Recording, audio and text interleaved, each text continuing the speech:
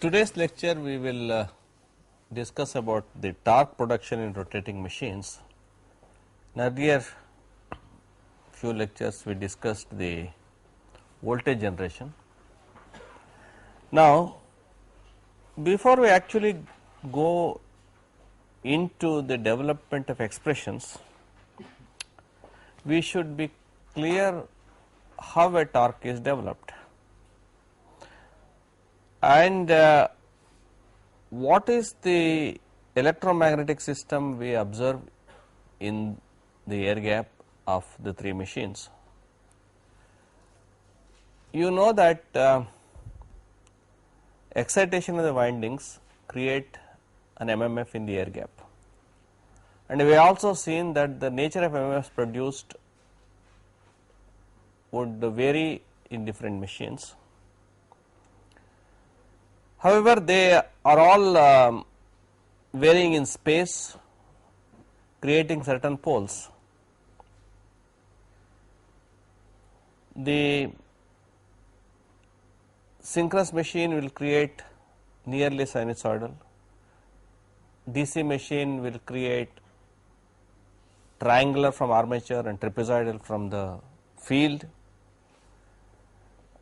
and similarly induction machines also will create nearly sinusoidal air gap MMF distributions. And the interaction of the fields produced by the stator and rotor is the one which results in a torque.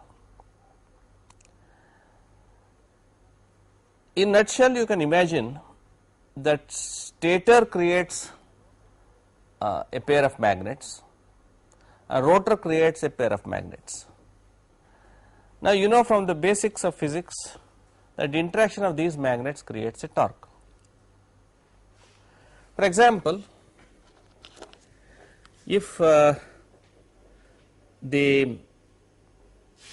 you find that a stator is producing a magnet like this and rotor is producing a magnet like this, so there is always a tendency for it to align. Okay.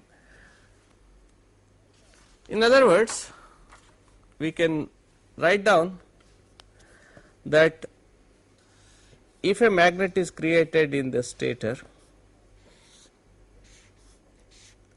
let us say north south. Now, another magnet is created in the rotor,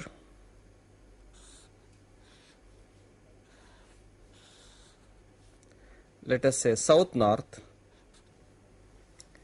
You know that this has a tendency to align. A torque is produced in the process of south and aligning with north and north aligning with south.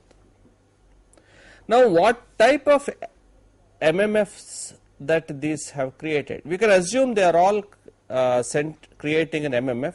Let us say north south, the stator MMF is somewhere here.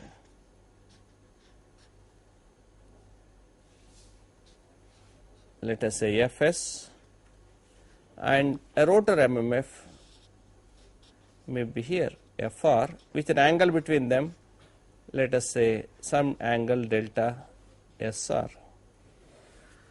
So, we have created the excitation, we have created these magnets, okay, and the sum of these, after ultimately in the air gap, it is these magnets which create the fields. So, you can take a resultant of these magnets somewhere here and say a resultant magnet is created, let us say FSR. Okay. So, you have created two magnets, stator rotor, and also combines to a resultant. Now, if this angle Fs to FSR let us say is delta S and Fr to FSR let us say delta R, and please remember that each of these magnets creates its own sinusoidal variation of flux density. Okay. Therefore, if you say Fs is leading, therefore we will have the different space variation of waveforms. Okay.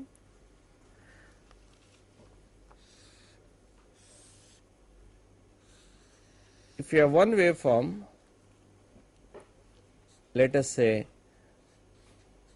Fs which varies with theta, as we see here, like a vector, then there could be Fr again which is lagging with this with some angle maybe,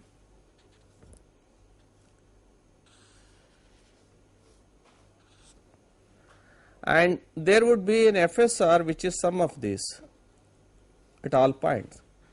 So you might land up with another third waveform which might start somewhere here, and so there will be something like this.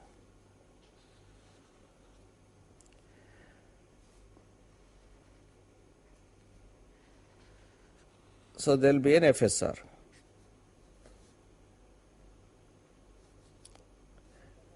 Sorry, you know some other two sine waves will also give this. So let us say this is FSR. This will be FR. That means these angles, this between the stator and rotor we call it as delta SR. Then the stator to resultant we have called it as delta S.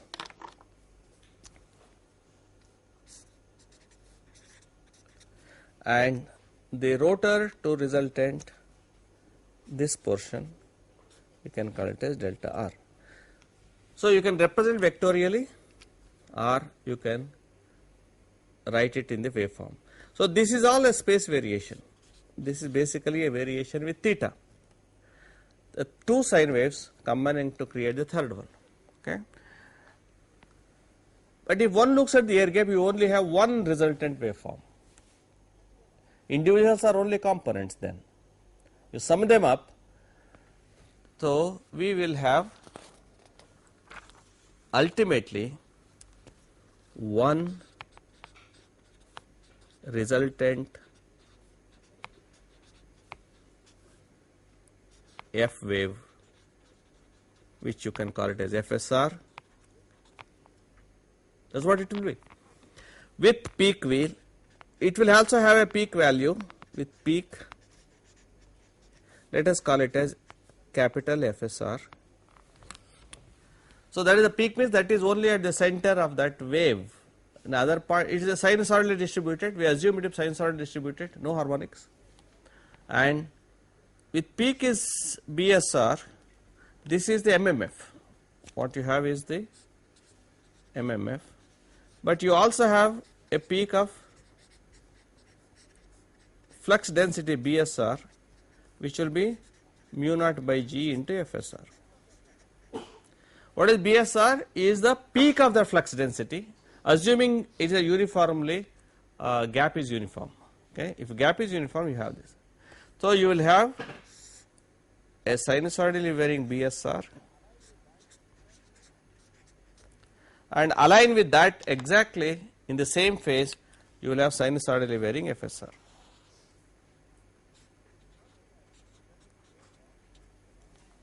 Now you imagine that in the air gap you now have a sinusoidally variation of B. Okay.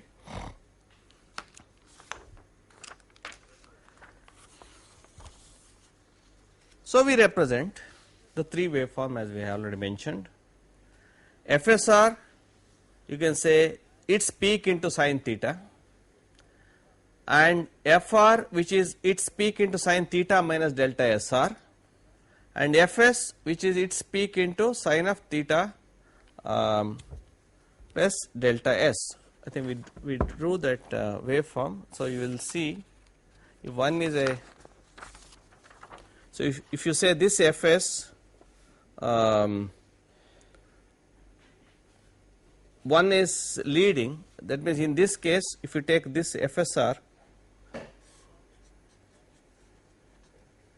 Now Fr is lagging with delta delta R, and Fs is leading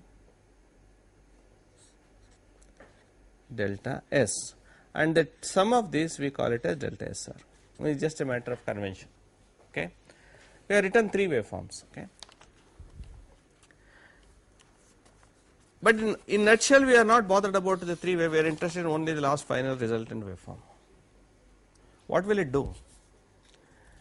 It will, when once there is a B in the air gap, there is energy in the air gap.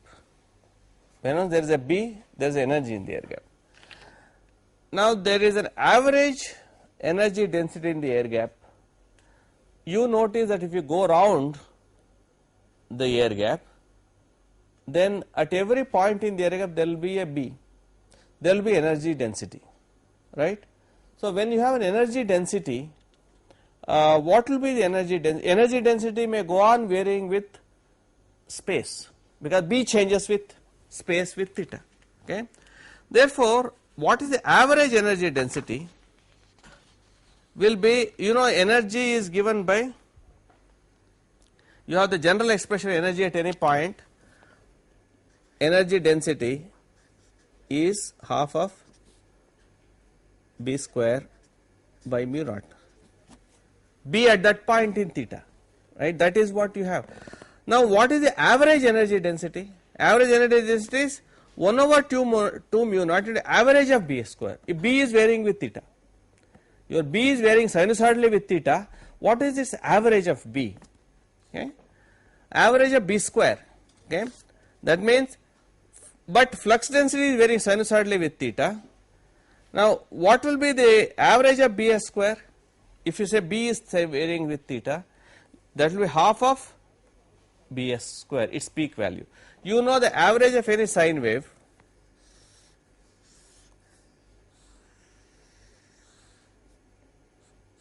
if this is BSR, let us say BSR as a function of theta, its square will be, where will that you are aware that its square will be somewhere,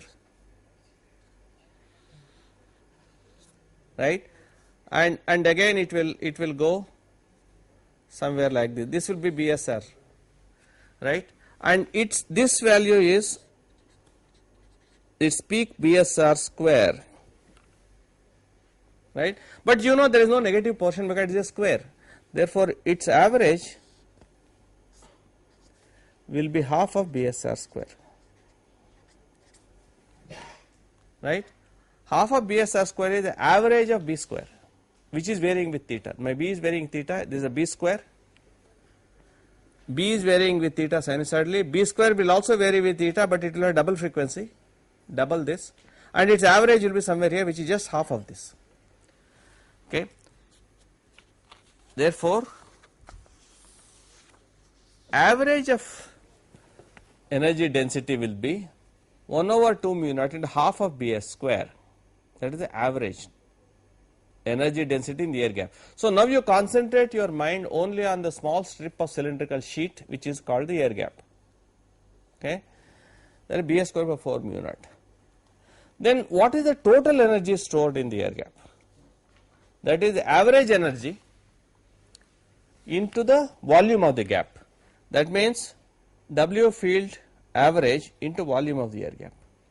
That is Bs square by 4 mu naught. What is the volume of the air gap?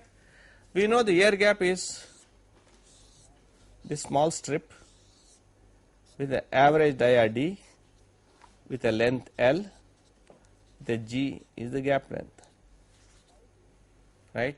So it will be pi D into L into G, that is the volume. Okay. So this is the total energy. Okay. Now if this is the total energy, we have to see what is the torque. So we know that total energy will be pi d L G by 4 mu naught, that is constant, into BSR square. So torque is, you are aware it is given by minus delta, because W field is in terms of the B here in this case. Okay, if you write into the F, it will be plus, but it is a matter of dimensions only. Okay, so but BSR square, it will be delta by what this delta of that angle, delta SR, okay, into, but here you must understand, by delta theta when we derived, it was the mechanical angle, right? But your delta here is the electrical angle, so you must multiply it by P by 2 into pi dl g by 4 mu naught into BSR square. Okay, or you can write BSR square. You know BSR is mu naught by G into FSR. Okay, mu naught by G into FSR. Therefore, BSR square will be mu naught square by G square into FSR square. And the torque we can write down. The torque would be equal to mu naught square by G square into P by 2 pi d L G by 4 mu naught into delta by delta SR of FSR square.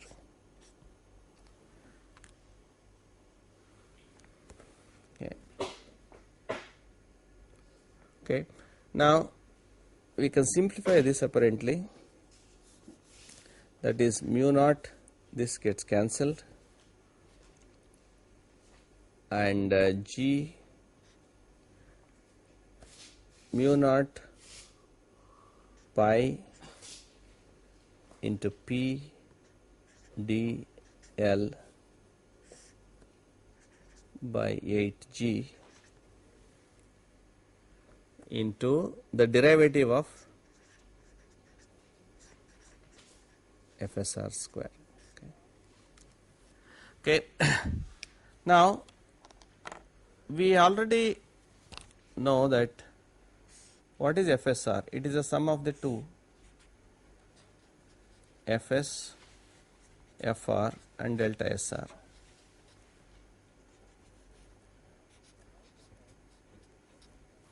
Now we can write that as FSR square is equal to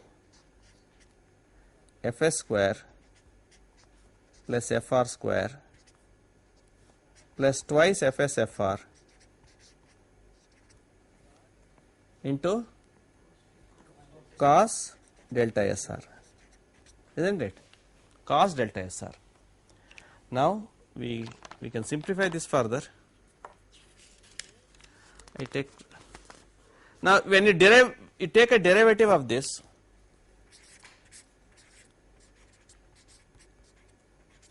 what will this be? This is a partial derivative, this will vanish, it will be twice Fs Fr minus sin delta Sr. So we now get a general expression for torque, right? Is it clear? You have a general expression for torque, basic from the fundamentals, from knowing the expression for stored energy as follows. That will be torque is therefore mu naught pi d L P by 8G into twice Fs Fr minus delta Sr. This is some sine delta Sr. Okay. So you must remember this as the general expression for torque for any machine. We are not particular about any particular machine. Okay. Now, what will it imply? It implies that the torque is related to the peak of stator MMF, peak of rotor MMF, and sine of the angle between the two, and the minus sign indicates the torque will act in such a direction to reduce delta SR, because minus means it will act in a direction to reduce delta SR, and it is proportional to Fs Fr, product of Fs and Fr. Okay.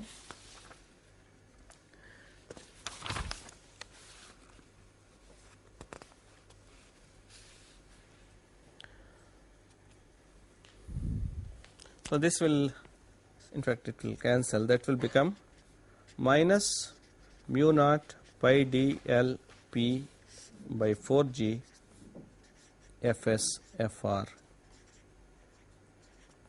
sin delta Sr. Okay.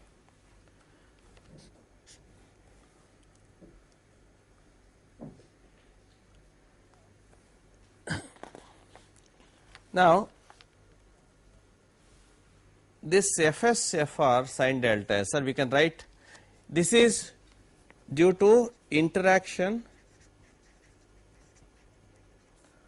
of Fs and Fr. Okay. That means you need to know the knowledge of Fs Fr. What is Fs? F is the peak of stator MMF, Fr is the peak of rotor MMF, and delta Sr is the angle between them, right? But you can, if you just look at the, either rewrite again, Fs Fr and FSR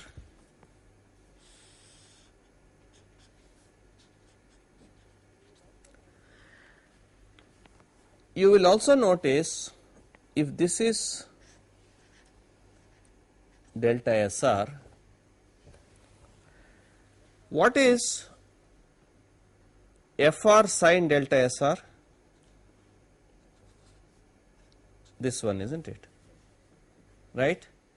Fr sin delta SR is this, which is, that means we see Fr sin delta SR,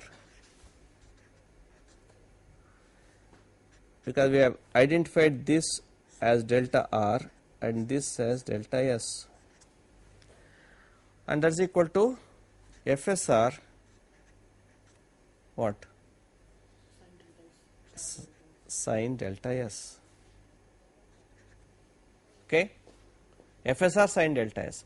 So if you can have one more expression, the same thing, the torque will be equal to whatever the original expressions,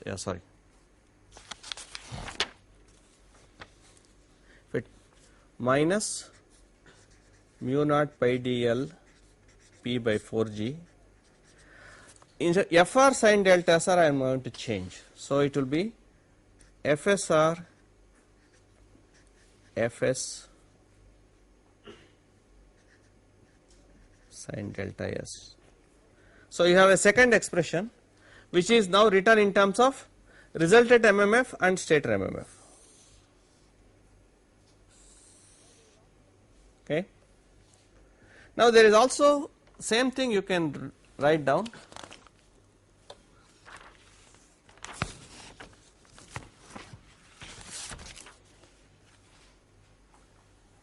So, we had one expression which is in terms of Fs Fr sin delta Sr, another expression FSR Fs sin delta S.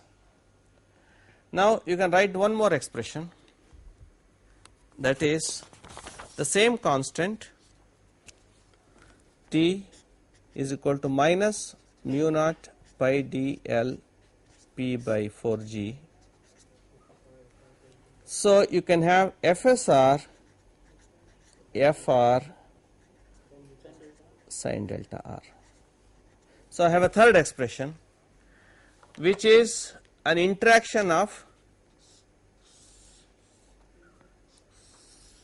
FSR and Fr, okay. That is the resultant MMF and rotor MMF, okay. So, we can rewrite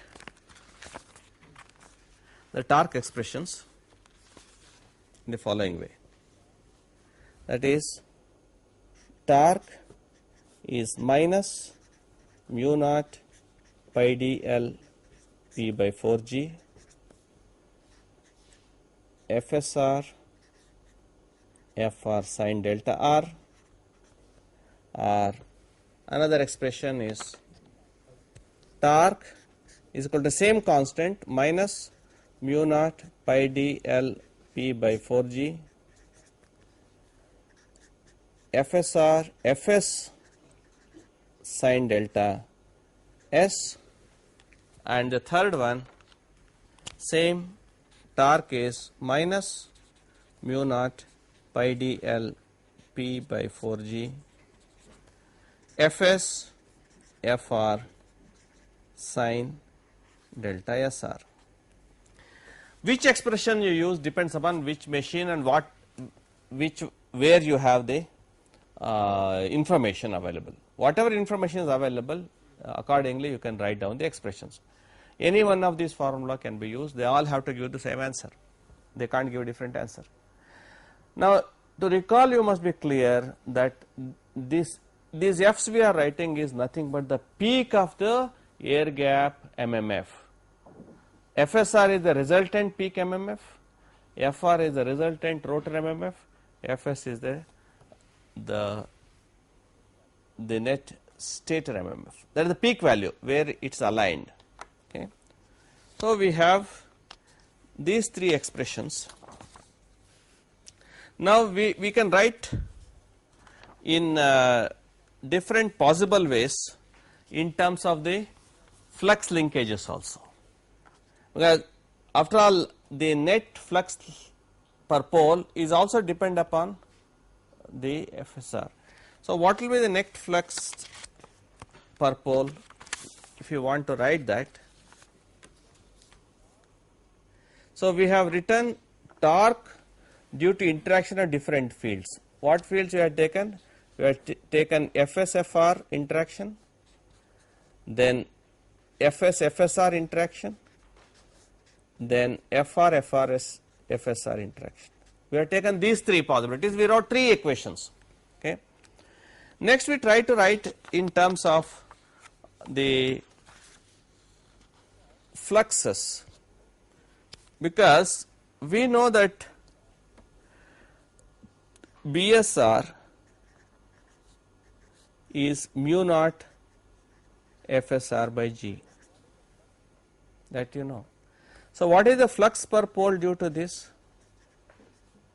Is 2 by pi into BSR into pole area, which we said pi dl by P. Okay.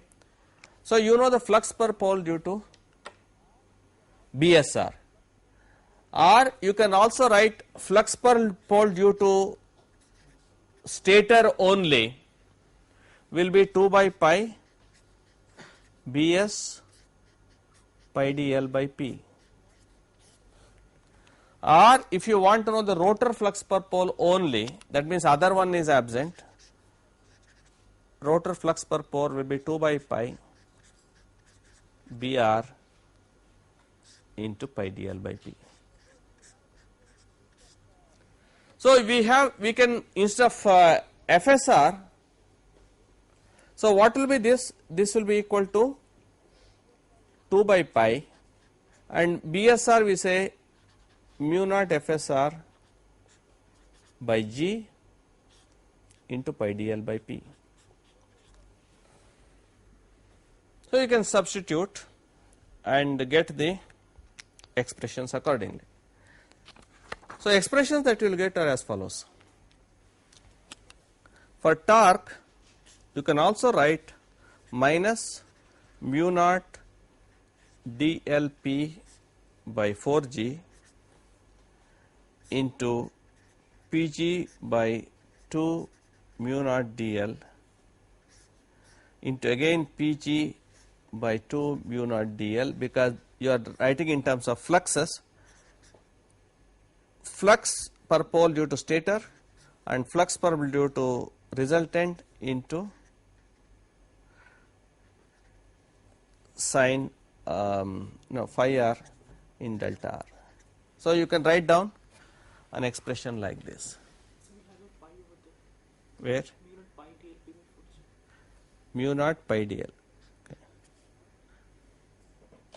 Because we have got that one into, instead of FSR, you have to substitute in terms of this. Okay. So I mean you can work out these different manipulations for trying to get the flux, because you know that flux is given by twice B dl by P. Okay. Now we will look at the, now we have seen that the condition is, what is the condition for torque production?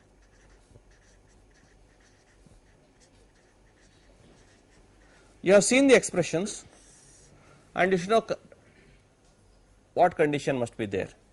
One is that MMFs should not be 0.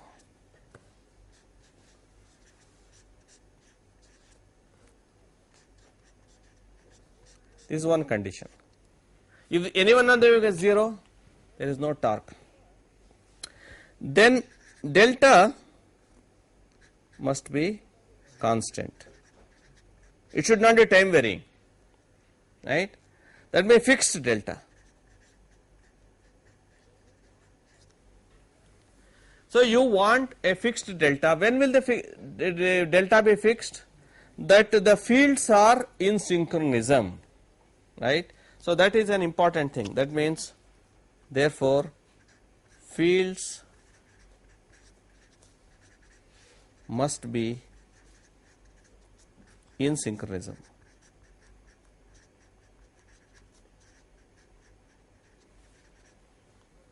Okay. Now we have to see whether it happens. Delta is constant and also delta should not be 0. That constant should not be 0. That delta, that angle between them, delta S or delta R, the sine delta must be non-zero. Only then there will be a torque. Okay. So let us see whether this condition is met in different machines. Okay. Now let us say synchronous machine.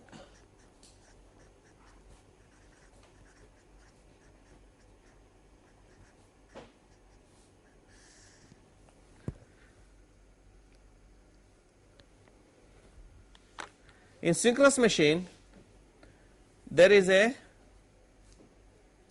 we have stator field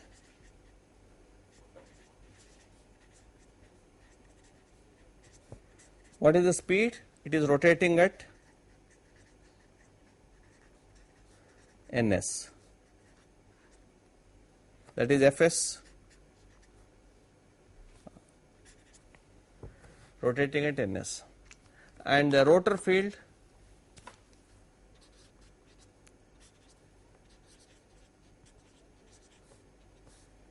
what speed it will be rotating?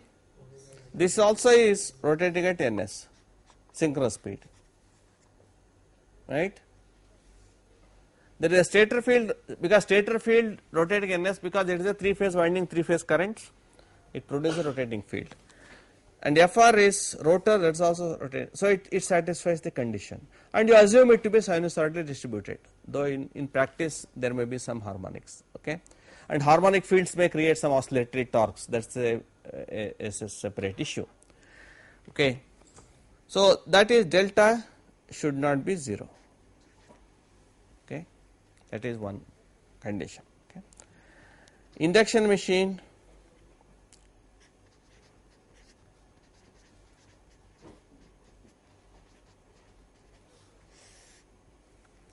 Fs is same as the synchronous machine, no problem. Fs is stator field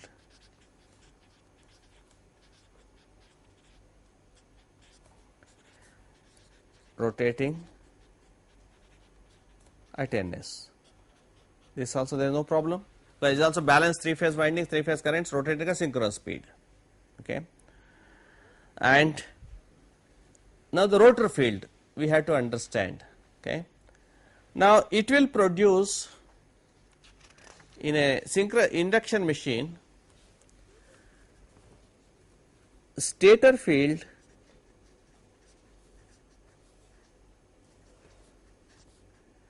is at Ns with reference to stator. This we know. But a rotor rotates at a speed n with reference to stator. Rotor is rotating at a speed n with reference to stator, but n is generally less than ns. So we define slip is ns minus n by ns per unit slip. That slips. Ideally, if it is a 1500 rpm ns, it may be 1400 rpm, like that. And because the rotor is short circuited, rotor current induced is at slip frequency S times F. Rotor current is at slip frequency SF, okay, and therefore they are balanced currents.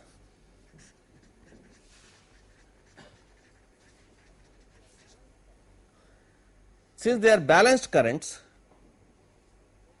slip frequency, it will create rotor field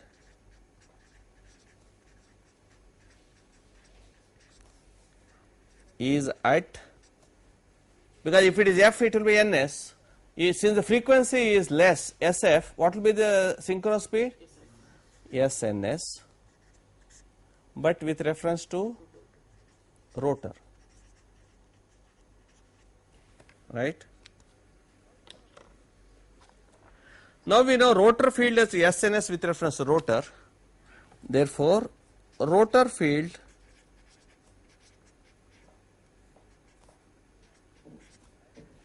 is at, we are interested with reference to stator. So it will be SNS plus the rotor speed n with reference to stator, because your rotor itself is rotating, right? It is like something is running ahead of a train at some speed.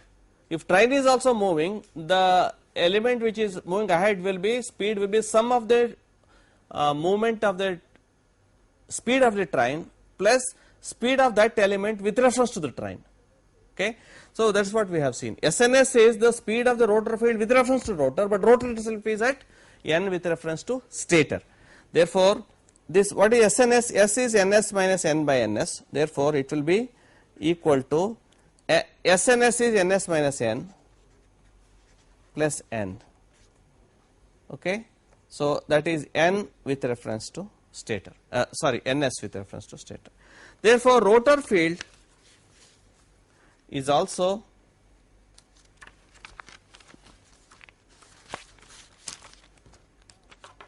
sorry. Now, you find that in this case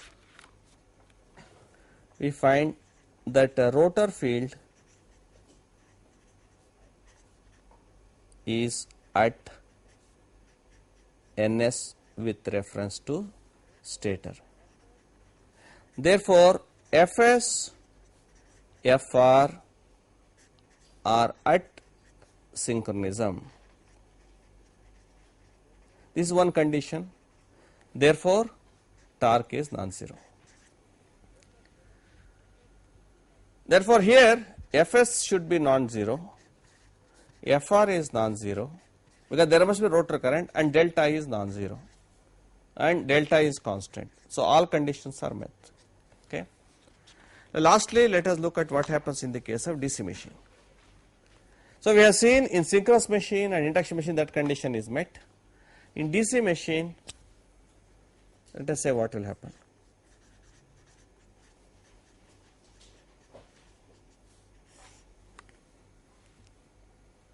DC machine, the stator field, what is the speed of stator field? Fs is 0, okay, which is due to the field structure, right. Fs is not 0, speed, Fs is not 0, speed of Fs, speed of Fs is 0. Now, what is speed of Fr? Is also 0, that is armature, because you have seen that is a triangular wave, but fixed, it does not move. Okay. This may be typically a trapezoidal wave, again it is fixed. Therefore, again Fs is magnitude is not 0, Fr magnitude is not 0, and angle between them, so delta is always equal to 90 degrees. Therefore, torque